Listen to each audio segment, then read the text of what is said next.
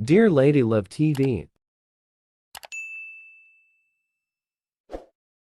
Please Love Me Doctor. Tunghayan na po natin ang ika-11 bahagi. Pupunta ako sa building ni Maris ngayon. Yayayaan ko sana siyang mamasyal. Total wala kaming klase sa huling subject ko, kaya maaga natapos ang aking klase. Nasa tamang palapag na ako nang may nakita akong bulto ng isang lalaki na parang papunta sa locker at mukhang kilala ko ang bultong iyon. Sinundan ko siya at mabutit walang masyadong estudyante ang naroroon. Lumiko ito sa kanan at tama nga ako. Papunta siya sa locker. Lumiko rin ako at nakita ko siya sa tapat ng locker ni Maris. Nagulat pa ako nang nilagay niya doon ang 3 red roses. So, siya pala ang lihim na nagbibigay kay Maris ng bulaklak. Isinara na niya ito kaagad at nagpalinga-linga pa kung may makakakita sa kanya. Sadyang nagtago pa ako sa pader na malapit doon para hindi ako makita. Hinintay ko siyang makalapit sa may kinaroroonan ko habang nakakubli ako sa pader. Pagkadaan niya sa aking gilid ay lumabas ako at tinawag siya. Doc Mark, huminto naman siya kaagad at unti-unting pumihit paharap sa akin. Nagulat siya na para bang may nagawa siyang mali kung titignan mo siya sa kanyang itsura. Niyaya ko muna siyang umupo sa bench malapit sa locker room. Ikaw pala yung na palagi nagbibigay ng bulaklak kay Maris. Yumuko lamang si Doc Mark at pinagsalikop niya ang 2 palad. Bakit hindi mo sabihin sa kanya? I'm afraid. Afraid of what? Takang tanong ko sa kanya. Baka ako naman ang ma-reject niya. Ngumisi ako sa kanya.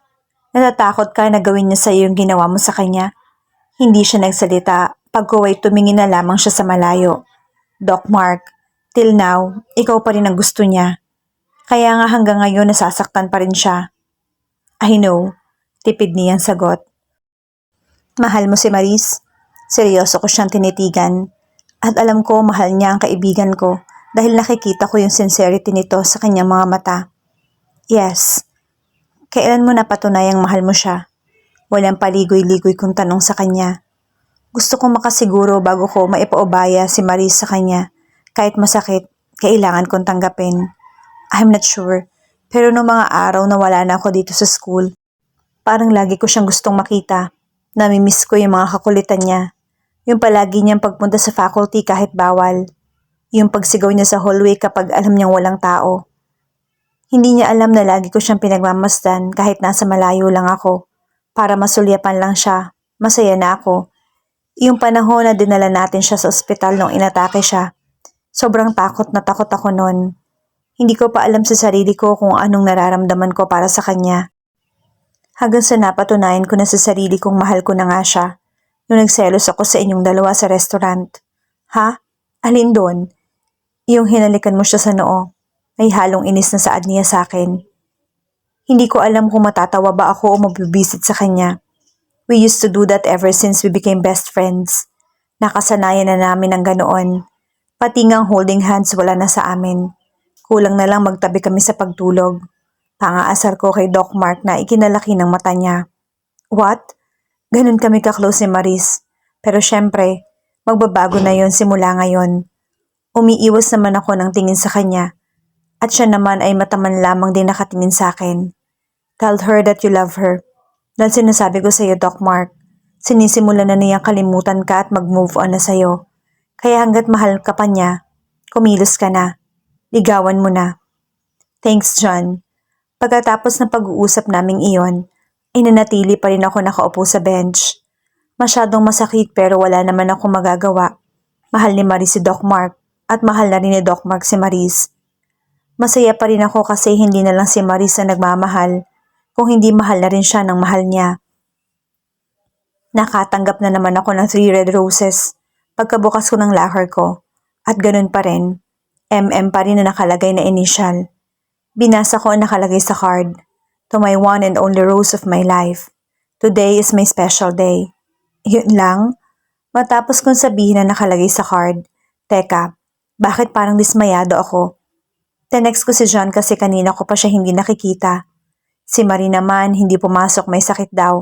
Kaya heto, wala akong kasama. Trinay kong tawagan si John pero out of coverage yung phone niya. Ano nangyari sa lalaking yon? Hindi naman nagpapatay ng cellphone yun eh. Wika ako sa aking sarili. Maya-maya ay biglang tumunog yung cellphone ko. Kinuha ko kaagad dito sa aking bulsa. Baka si John na ang tumatawag. Nagtaka pa nga ako sa number lang na nakaregister doon. Sinagot ko naman kaagad ito, baka importante. Hello? Hi Maris.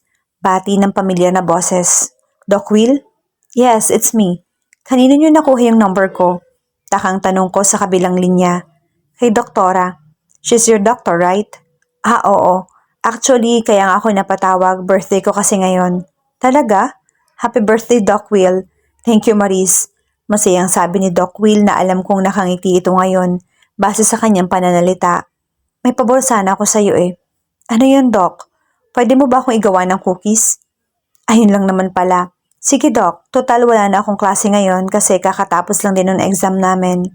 Okay, good. Buti wala kang klase. Oo nga eh.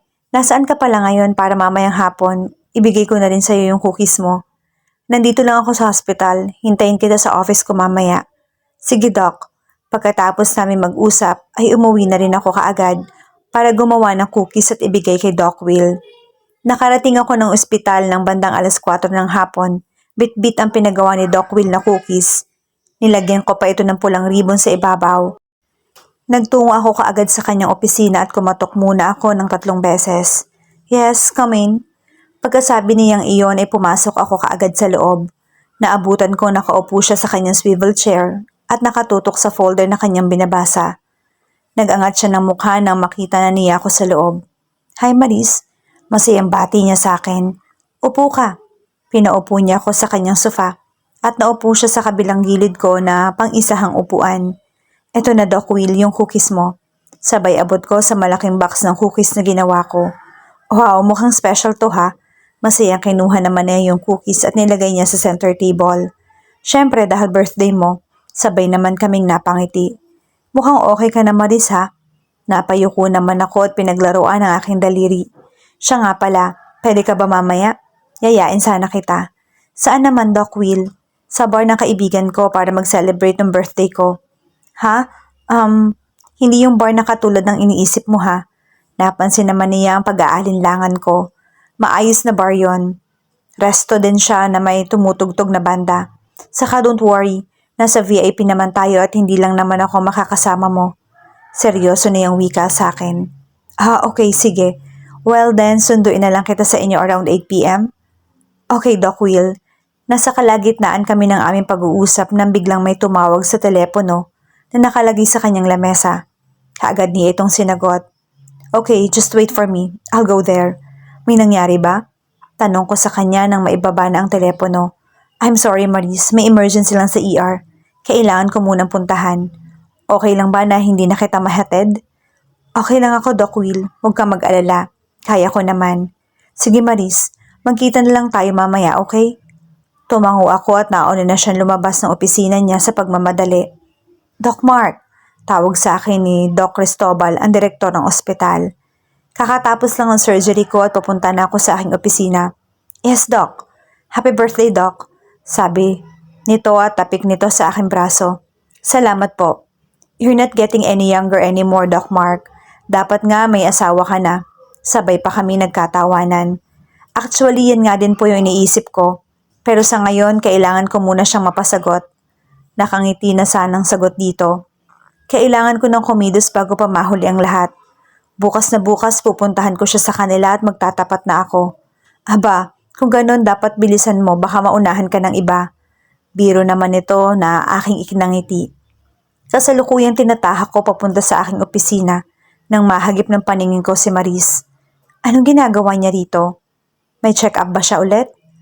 Lalapitan ko sana siya nang may isang lalaking nurse ang lumapit sa kanya. Sa tingin ko ay mukha pa itong nahihiya kay Maris. Inilahad ng nurse yung kamay niya at tinanggap naman niya ito. Napabuga ko ng malakas na hangin at tinitigan sila ng masama. Uunahan pa ako ng lokong to ha. Nang bumukas ang elevator ay siyang mabilis niyang pagpasok dito. Tumakbo ako ng mabilis para mahabol siya. Pasara na sana ito at naiharang ko ang kamay ko, kaya bumukas itong muli. Walang nakasakay kung hindi siya lang. Nanlaki pa ang mata niya sa gulat. Tinitigan ko muna siya at saka ako sumakay. Nang sumara na ang pinto ng elevator, ay itinukod ko sa aking dingding ang aking dalawang braso upang siya ay makulong. Doc Mark, ano bang ginagawa mo? Kinakabahang wika niya. Sobrang lapit na ng mukha namin, kaya hindi siya makatingin ng diretso sa akin. Who is he? Ha? Saka lamang siya tumingin nang tanungin ko siya. The one who held your hand earlier. Mahina akong sabi sa kanya. Nakipagkilala. You like him? Ano bang sinasabi mo? Hinampas pa ang dingding ng elevator na siyang ikinataka niya. Ako lang dapat ang gusto mo. Ako lang dapat yung mahal mo. Naiintindihan mo ba, Miss Briones? Alam mo, hindi kita maintindihan, Doc Mark. Hindi ko pa natatapos ang sasabihin niya. I kissed her na siyang kinagulat niya. I kissed her passionately. Hinawakan ko yung batok niya habang hinahagan siya ng buong pagmamahal. Hindi siya tumutugon sa mga halik ko dahil alam kong nagulat siya. Tumunog na yung elevator hudyat na nasa tamang palapag na. Saka ko lamang siya binitiwan. Gulat na gulat siya nakatingin sa akin at muli ako nagsalita bago lumabas. I mark your lips now. Someday, I'm gonna mark you there. Turo ko sa kanyang leeg. Ngumiti lang ako sa kanya at saka lumabas ng elevator. Nakalabas ako ng ospital, halos lutang na lutang ako. Hindi ako makapaniwala sa ginawa ni Doc Mark. Nanginginig yung tuhod ko na parang anumang oras ay babagsak ako. Napahinto ako, tumingin na masama sa labas ng ospital. Ano bang problema nun? Bakit kaya niya ginawa yon? Hindi niya ako gusto pero hinalikan niya ako. Sunod-sunod kong tanong sa aking sarili. Napatingala ako at napabuga ng malakas sa hangin. Pag-uwi, pumara na ako ng taxi at sumakay. Kahit nasa taxi, wala pa rin ako sa aking sarili. Iniisip ko pa rin na nangyari kanina sa loob ng elevator. Para akong aatakihin kanina sa sobrang bilis ng tibok ng puso ko. Hindi ko na namalayang nasa tapat na pala ako ng aming bahay. Maris, iha, nariyan ka na pala. Gusto mo ba ng makakain? Salubong sa akin ni Nana Lucy mula sa salas. Mamaya na lang po, Nana. Busog pa po ako eh. Si Kuya po. Oo nga pala. Nagpaalam yung kuya mo na may business trip daw sila ngayon. 1 week daw siyang mawawala. Kanina pa raw siya tumatawag sa iyo, iha. Ah, ganun po ba? Kinuha ko yung cellphone ko sa aking bag at tiningnan ito. 15 missed calls galing kay kuya. Bakit hindi ko napansin? Ganun ba ako kalutang kanina? Naka-silent po pala yung phone ko kaya hindi ko napansin. Pagsisinungaling ko, tatawagan ko na lang po siya mamaya. Okay, sige iha. Nasa likod lang ako kapag may kailangan ka, tawagin mo lang ako. Sige po, Nana, salamat. Umakyat na ako sa aking kwarto. Inihagis ko ang aking bag sa kama at pabagsak na nahiga. Bigla ko naisip si John. Kinuha ko muli ang aking cellphone at tinayal yung number niya habang nakahiga ako sa kama. Mabuti na lamang at nagring ito. Nakatatlong ring lang at sinagot niya naman kaagad. Hi Maris, masayang bati ni John sa kabilang linya. Nasaan ka? Bakit hindi ka pumasok kanina? May sakit ka ba? Gusto mo pupuntahan kita sa apartment mo? Sunod-sunod kong saad sa kanya. Minsan kahit may sakit siya, hindi niya pinapaalam kung hindi ko pa siya pupuntahan sa apartment niya. Wala akong sakit, Maris. Saka nasa Batangas ako ngayon. Ha? Ano ginagawa mo dyan? Naupo-upo ako sa aking kama nang marinig yun sa kanya. Pinapunta kasi ako ng tita ko rito. Namiss na raw nila yung gwapo nilang pamangkin. Sabay tawa nito. Bakit hindi mo malang ko sinabihan? May himig na pagtatampo ko. Dati kasi pag aalis siya nagpapaalam kaagad siya. Dahil alam niyang hahanapin ko siya. Pero ngayon hindi malang ako sinabihan. Sorry Maris, huwag ka na magtampo. Biglaan kasi eh. Saka naloba tong phone ko, kaka-charge ko lang ngayon. Okay, sige. Basta pasalubong pag-uwi mo ha. Sure. What do you want? Kahit ano basta galing sa'yo. Nakanguso kong wika sa kanya. Yes, boss. Miss mo na ako, no? Oo, sobrang miss na kita. Kailan ka ba uuwi? Saglit siyang natigilan at narinig ko pa ang pagbuntong hininga niya. John, may problema ka ba? Ah, wala naman. Tatawagan kita pag uwi ko. Para masundo mo ako. Wow, grabe. Ako pa talaga yung susundo sa'yo. Tumawa naman siya pagkasabi kong iyon. Ang totoo niya, namimiss ko na siya. Kahit isang araw pa lang kaming hindi nagkikita.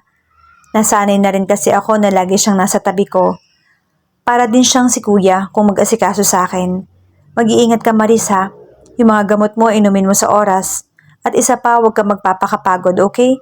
Bilin niya sa akin. Opo. Umirap naman ako na animoy nakikita niya. Makapagbilin ka, kala mo naman hindi na tayo magkikita. Mag-iingat ka dyan, okay? Saka bilisan mong umuwi, naboboard na ako. Sige na Maris, tatawagan na ulit kita ha? Mag-iingat ka din. Pagkatapos namin mag-usap nahiga ulit ako at nakatitig sa kisame. Hindi ko maintindihan si John. Parang ang lungkot ng boses niya. Habang kausap ko kanina, may problema kaya siya? Ipinagkibit balikat ko na lamang iyon. Tatanungin ko na lamang siya pagka-uwi niya. Hey bro, happy birthday. Bati sa akin ang pinsan kong si Will pagkapasok niya dito sa aking opisina. Umupo siya sa sofa at prenteng naka-D4. Mauna ka na bro sa bar, susunod na lang ako sa'yo. Why? May susunduin lang ako. Nakangisi niya sabi sa akin. Mukhang may babae pa yatang kasama ito mamaya. Babae na naman yan? Inirapan siyang habang nakasandal ako sa mesa ko at nakahalukip-kip. Of course, alangan namang lalaki. Kailan pa ako nagsundo ng lalaki? Kailan ka ba magseseryoso ha? Kapag nagkapamilya ka na. Tinaasan ko naman siya ng kilay. Alam ko namang inaasar lang niya ako base sa ekspresyon niya. Siya nga pala bro, pinadala ko na yung regalo mo sa kondo mo. Ano naman yun? Curious kong tanong sa kanya. Basta, malalaman mo pag uwi mo mamaya. Nakakaloko namang tiningnan ako. Sige bro, kita na lang tayo mamaya, okay? Tumango lang ako sa kanya bago siya lumabas ng opisina. Tinukod ko ang dalawang kamay ko sa aking lamesa. Hanggang ngayon, hindi pa rin ako makapaniwala sa nangyari sa amin kanina ni Maris. Nagalit kaya siya sa biglang paghalik ko. Paano kung hindi niya na ako kausapin? Paano kung ayaw niya na ako makita? Paano pa ako makakapagtapat niya sa kanya? Samot-saring pumapasok sa aking isipan. Damn! Napamura ko at sabay hampas ng isang palad sa aking lamesa. Inihilamos ko ang aking dalawang palad sa mukha ko at yumuko na nakapamewang. Bakit kasi pinairal ko yung selos ko? Nakakainis. Hindi ko kasi napigilan kanina lalo na nung ngumingiti siya sa iba. Nawala lang ang aking pag-iisip na may biglang kumatok. Yes, come in. Nagulat ako pagkabukas ng pinto nang makita siya. Christy? Hi Mark. Nakangiti niyang bungad sa akin. Pasok ka. Upo ka muna. Alok ko sa kanya. Umupo naman siya sa pang-isahang upuan at ako naman sa mahabang sofa. Do you want something to drink? Hindi na. Hindi rin naman ako magtatagal. Kaya ako nagpunta rito para batiin ka. Happy birthday, Mark. Salamat. Alam ko naman, Mark, na wala na tayong pag-asa. Hindi ko na rin naman pinagpipilitan yung sarili ko sa'yo. Pareho lang din tayong mahihirapan. Mahal kita, Mark, pero alam kong hindi ako yung mahal mo. I'm sorry, Christy. You don't have to, Mark. Masaya ako kasi nakilala kita. Naiintindihan kita, Mark, na hindi napipilit ang pagmamahal. Malungkot niyang sabi sa akin. Naging masaya rin naman ako kasi naramdaman ko yung pagmamahal niya sa akin. Kahit na naging unfair ako sa kanya. Hindi ko malaman sa sarili ko kung bakit hindi ko siya magawang mahalin ng buo. Kung tutuusin, hindi naman siya mahirap mahalin. Maganda siya, may pinag-aralan, mabait. Pero ang hindi ko lubos maisip, bakit si Maris napakadali niyang mahalin.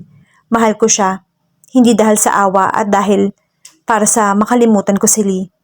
Mahal ko siya bilang si Maris. Mahahanap mo rin yung taong para sa'yo, yung hindi ka sasaktan kagaya ko, yung mamahalin ka bilang ikaw.